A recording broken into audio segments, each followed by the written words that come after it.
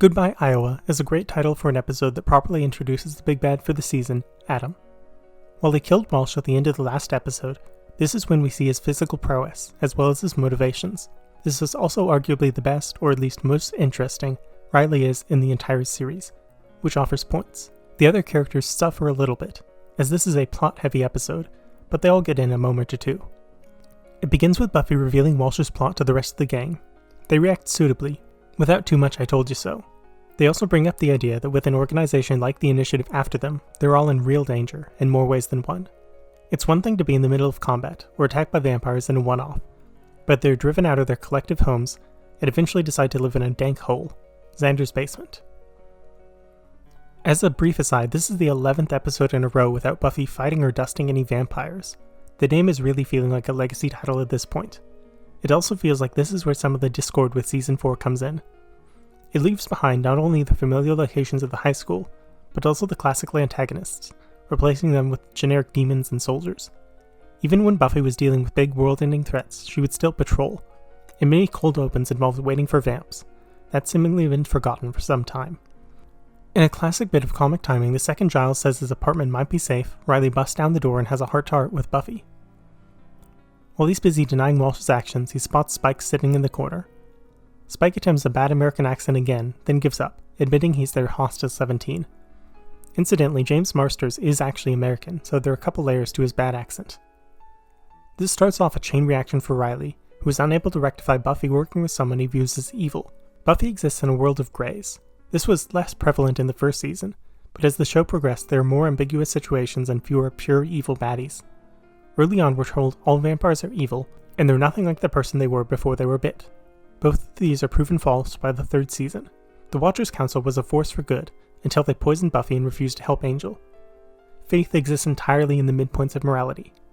Riley, on the other hand, comes from a small town in Iowa. He was brought up to believe in good and evil and following orders. He started with the military, then the Initiative, and was always told not to question things, to simply know that he was in the right, and the things he fought were in the wrong. Previously, Walsh was good, and Buffy was good. Them being at odds disrupts his worldview. In the meantime, we have Adam's first proper scene, after he escapes from the Initiative with no resistance. It seems like it should be difficult, being a giant monster in a secret facility, but their incompetence is already thoroughly proven. Adam encounters a little boy playing with an action figure, and the boy calls him a monster. Adam is, of course, an interpretation of Frankenstein's monster, being a man made out of pieces, stitched together with science. Just like in the Universal film, his first encounter with a child leads to tragedy, although the intent is different. The monster merely believed himself to be playing a game, whereas Adam dissects the boy in an attempt to understand how he works. The question is whether it's an immoral or amoral act. Does Adam understand that killing is wrong, but continues to do so in the pursuit of knowledge, or is he more like a child, flailing unknowingly? Based on his future actions, the first conclusion seems correct, that he understands human morality, but disagrees on some fundamental level. One of the key thematic differences between the two stories is the creator. In Frankenstein, it is the titular character, a mad male doctor who decides to create life all by himself. The idea of male pregnancy is surprisingly common in horror, although it tends to involve more bodily destruction than scientific experiments. In Buffy, however, it is Walsh's creation, who calls her mother and wishes to please her, even posthumously. While we know very little about her background, we do know that she viewed Riley as her child as well as Adam. It seems like she had no biological children, so used what was available to her to create a family. At the end of this season, it is Buffy's connections to her friends, her loved ones, that allow her to triumph over Adam, and it seems like his inability to form these relationships that allows her to succeed. The Scoobies are then shown in Xander's basement watching cartoons, doing their best to stay hidden. Here we have a comedic moment from Anya that is paid off well. She tells Buffy that she needs to find a nice, stable man like Xander, but he is taken. She reinforces that last point, that Buffy can't have Xander.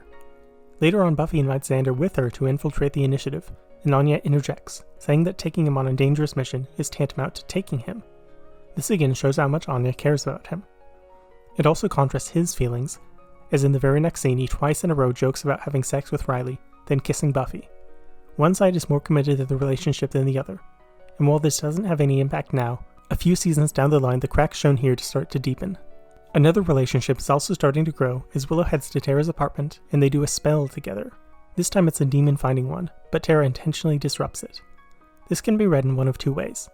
The initial assumption is that she wanted to spend more time with Willow, so through the attempt to keep trying. This makes sense, but the second explanation feels more in line with Tara as a character. Next season, in Family, we learn that Tara has an abusive upbringing, with male figures who have convinced her that she is a demon, and when she turns 20 she needs to return to the homestead to be subjugated. Those in similar oppressive environments often internalize negative attributes, even those provably false, so her failing the spell could be foreshadowing that aspect of her backstory, in that she didn't want to be outed as a demon to Willow. While they're searching for answers with magic, Buffy opts for the old-fashioned approach of beating Willie the Snitch in the demon bar. Unfortunately, Riley follows her, and discovers her cavorting with what he views as bad guys again. He sarcastically claims that Willie harboring demon makes him a good guy like Buffy, then he grabs her and throws her around. It's clear at this point that something has gone wrong, as he is shaking and has shadows around his eyes. Buffy tries to calm him, but as what appears to be an old woman gets up and tries to leave, he pulls a gun on her, like your average American police officer. This is definitely Mark Blucas's best performance of the season, showing a man that has had everything he thought was concrete torn out underneath him. Being a withdrawal from his super steroid certainly doesn't help things. When Buffy brings him back home, she certainly gets a flashback of Angel, as he says, maybe he's the bad guy, and the thing that you should kill, which certainly echoes amends from last season. Similarly, she pats his head and comforts him like a mother, just like she did for Angel after he returned from hell. Again, just like Angel, she puts herself in great danger to find an answer to what's afflicting him, as was the case with the poison from Faith's arrow. Her infiltration of the initiative actually goes off without a hitch somehow, finding her way into the records room after overhearing convenient conversation about how the government was drugging the soldiers to keep them compliant and strong. After doing some classic intimidation, she leaves a great line open with, "What was in 314?" As Adam has a flair for the dramatic, he drops a corpse and he proclaims, "Me." His subsequent monologue is lessened somewhat in its effectiveness by the floppy disks that he inserts into his chest, but it establishes him as an intelligent threat with all the knowledge of the initiative. He then dismantles Riley and Buffy in combat, before doing a bit of stabbing and leaving through a vent. Ultimately, Adam ends up being a lackluster big bad, but this introduction is pretty solid. The episode builds him up well enough, and the payoff works, while uncovering some secrets of the initiative. It's certainly not as impactful as Innocence or Consequences, but the potential for payoff is there. It still requires great execution, however, and as we'll see in the next few episodes, it doesn't quite get there. Thanks for watching. Let me know your thoughts on this episode, as well as the initiative and Adam. Be well.